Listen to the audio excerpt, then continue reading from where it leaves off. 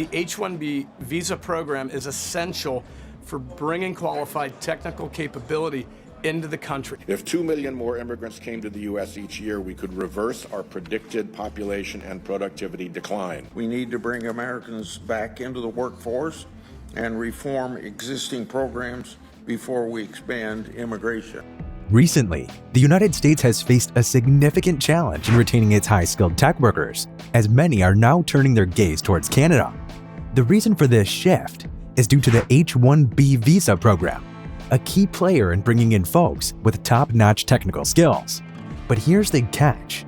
The U.S. immigration journey, especially the nerve-wracking H-1B visa application process, is prompting more and more skilled professionals are forcing a huge amount of tech workers towards the Canadian border. Make sure you watch until the end to understand the story of challenges, choices, and the driving forces steering tech talent from the US to Canada. Current immigration scene. The US is thinking hard about its immigration rules, and the impact is clear. Skilled tech workers are now looking towards Canada. Canada is actively trying to get attention of not just tech pros, but also digital nomads and skilled American workers. The US, a home to big tech names, is facing a challenge. The big question is, why are so many highly skilled workers choosing Canada?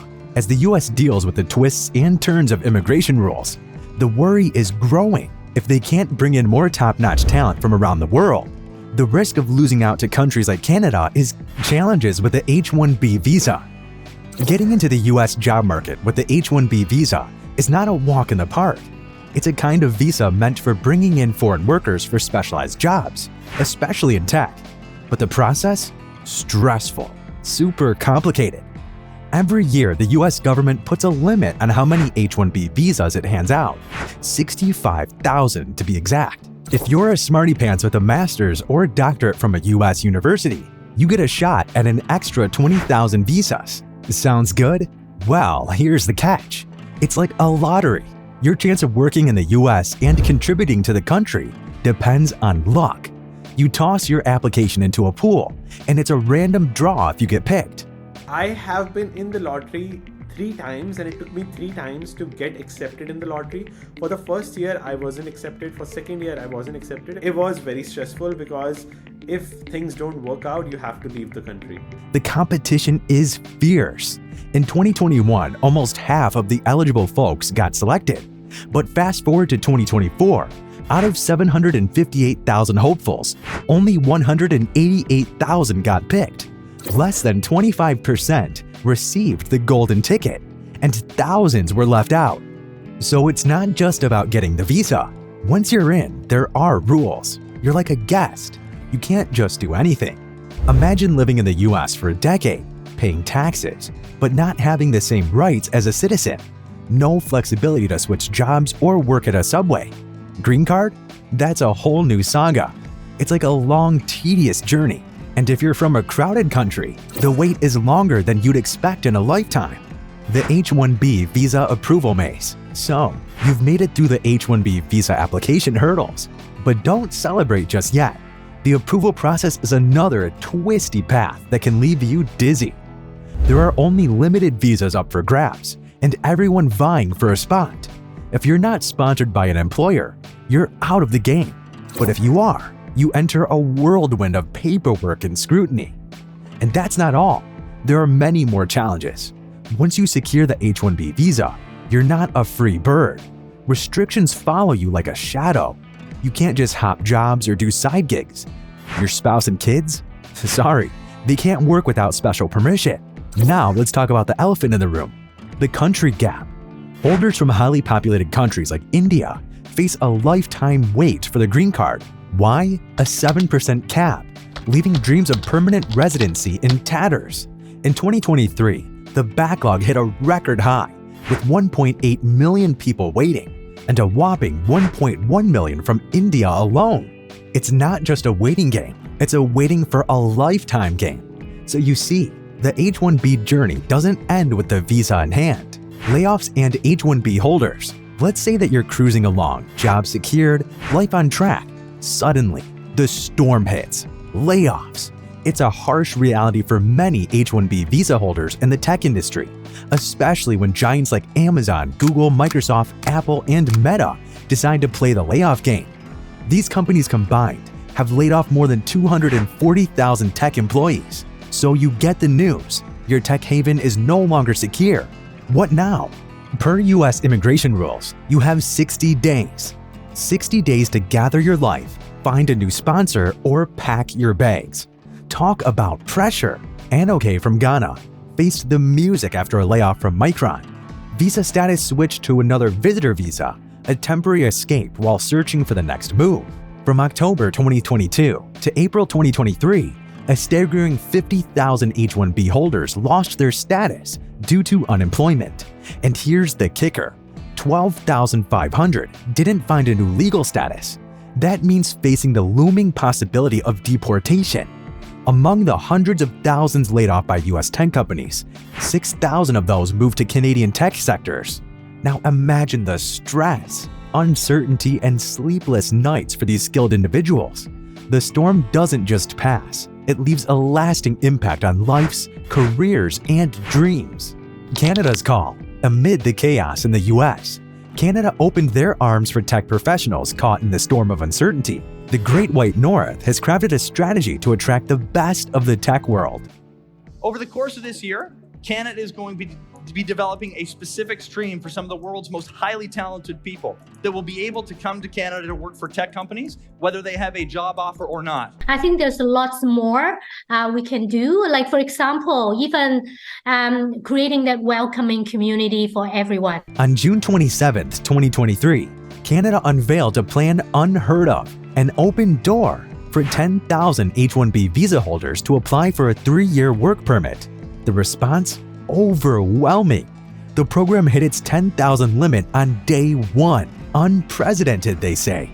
But this isn't a one-time show. It's part of Canada's grand tech talent strategy. A strategy not just for today, but for the years to come. Canada, facing its own tech boom, recognizes the shortage and wants the world's best to fill the gap. Why the tech rush to Canada? It's not just the maple syrup. The tech field in Canada is booming at 15.7%, outpacing the US at 11.4%. Toronto and Vancouver sit proudly in the top 10 tech cities, leaving US counterparts like Atlanta and Chicago behind. Now, what's the Canadian charm? A chance for H-1B holders to grab a Canadian work permit sans the job strings. Unlike the H-1B visa, it's not job-specific. No need to line up a job before packing your bags. It's a breath of fresh air for tech workers facing this storm. Canadian work permits. Unlike the H-1B visa, a Canadian work permit doesn't tie you to a specific job. It's like having a backstage pass to explore any industry, not just tech. No need to stress about securing a job before crossing the border. Flexibility, they call it. And here's the cherry on top: the open work permit. Imagine having a permit that says go, explore, work wherever you fancy. It's not a dream, it's a Canadian reality. This permit isn't picky. It welcomes you to dive into any job pool, no strings attached. So how does this work? If you're part of the lucky 10,000 who snagged the H-1B pilot program in Canada, you get this golden opportunity. No job lined up? No worries. The open work permit is your ticket to freedom in the job market. What's the buzz about? Over 6,000 work permits issued already under the H-1B temporary measure.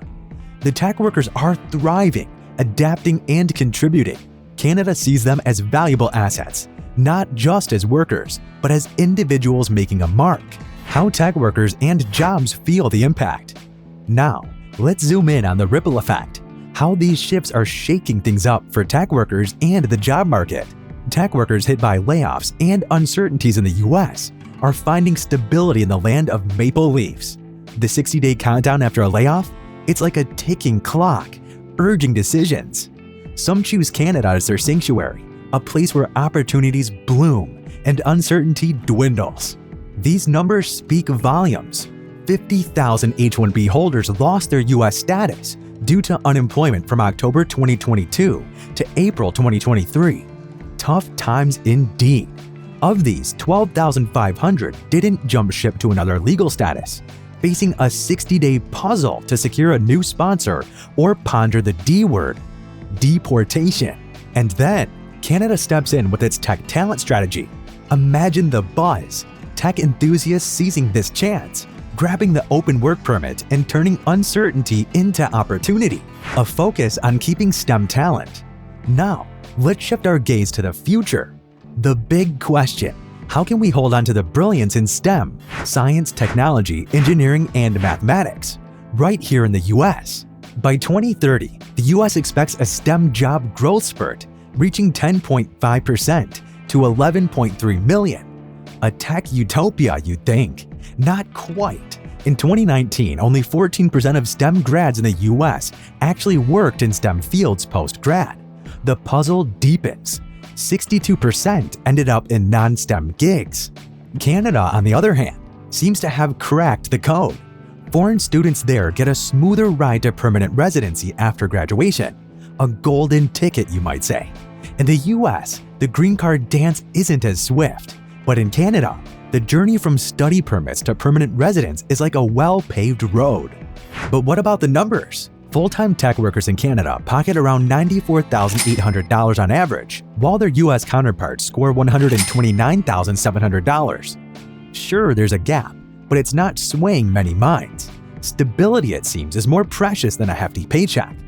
Also, this influx of tech workers in Canada is expected to boost the growth of Canada's tech sector economy by 17 through 20%, which will contribute to a 3% increase in the overall country's GDP. But we will have to wait until the second half of 2024 to see this growth, once the issue of interest rates is somewhat settled. As we take a look at these tech migration, the big question is, what lies ahead for these high-skilled tech workers? For some, the dream is to stay rooted in the US, hoping for opportunities that align with their skills and ambitions. The allure of American soil still holds sway, drawing them towards a future intertwined with the stars and stripes. Will these reforms shape a new narrative for the US? Can Canada sustain its appeal and accommodate the large number of skilled professionals? Let us know your thoughts in the comment section down below. And remember to like and subscribe for more insights into tech and business. Thanks for watching, and we'll see you in the next video.